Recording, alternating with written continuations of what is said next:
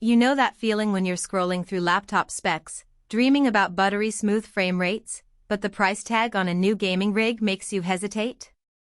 You're not alone, most of us have been there, weighing the cost of a full tower against the convenience of a fine and light laptop that somehow still needs a bit of extra firepower.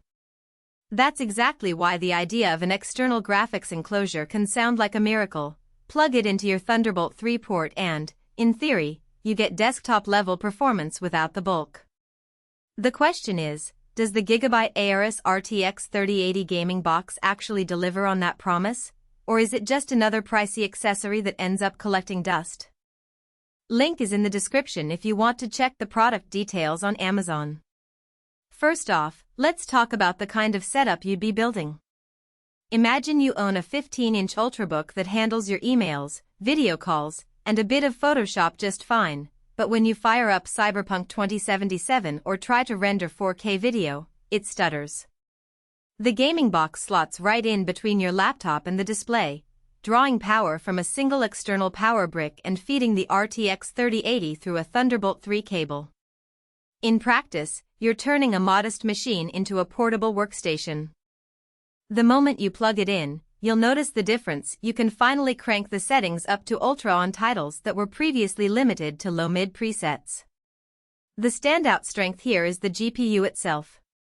The RTX 3080 is still one of the most capable consumer cards on the market, and GIGABYTE's version comes with the WaterForce all-in-one cooling system.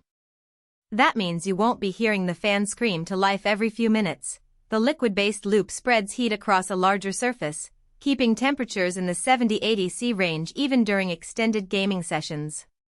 For creators, that translates to more stable performance when you're doing long renders or training AI models. The built-in Ethernet port also adds a nice touch if you're gaming on a wired network, and the 3 USB-C 3.0 ports give you room for a mouse, keyboard, or external SSD without having to reach back to the laptop. Now, let's balance that with the practical downsides. The first thing most people run into is size. The enclosure is roughly the dimensions of a small desktop tower, which defeats the portable narrative for anyone who expects to carry it in a backpack. You'll need a dedicated bag or a sturdy case, and you'll have to plan your workspace around a power outlet and a decent amount of desk real estate.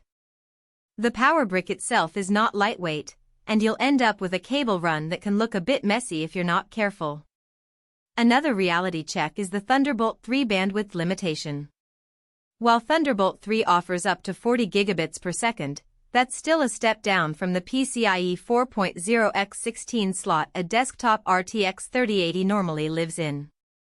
In most games you won't notice a massive hit, but in GPU-heavy scenarios like 4K 60 frames per second with ray tracing on, or deep learning workloads, the card can be throttled by the connection. You'll see a 510% dip compared to a native desktop install, which isn't disastrous but is worth knowing if you're chasing every frame. The LHR, light hash rate, label on this particular unit is also something to consider.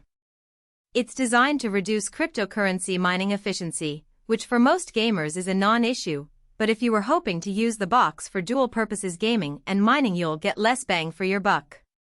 The LHR restriction doesn't affect gaming performance, but it does narrow the potential secondary revenue stream, which some buyers count on to offset the high upfront cost. Speaking of cost, the price point of the gaming box is in the upper three-figure range. You're essentially buying a high-end GPU, a custom liquid cooling solution, and an external chassis all at once. If you already own a desktop RTX 3080 or are planning to upgrade your laptop's internal GPU, which, for most Ultrabooks, isn't possible, the value proposition gets fuzzy. On the flip side, if your laptop is your primary machine and you can't justify a separate desktop, the box can be the bridge that lets you keep your portable lifestyle without sacrificing performance. Who should walk away from this? If you're a casual gamer who mainly plays indie titles or older AAA games at 1080p, you probably won't need the raw horsepower of an RTX 3080, and a cheaper eGPU with a mid-range card will serve you just fine.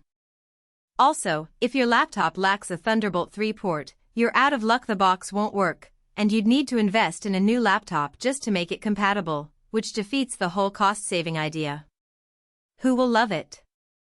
Creators who edit 4K video on the go, 3D artists who need that CUDA core count for rendering, and gamers who want to keep their higher refresh rate monitors at a desk while still traveling with a light laptop.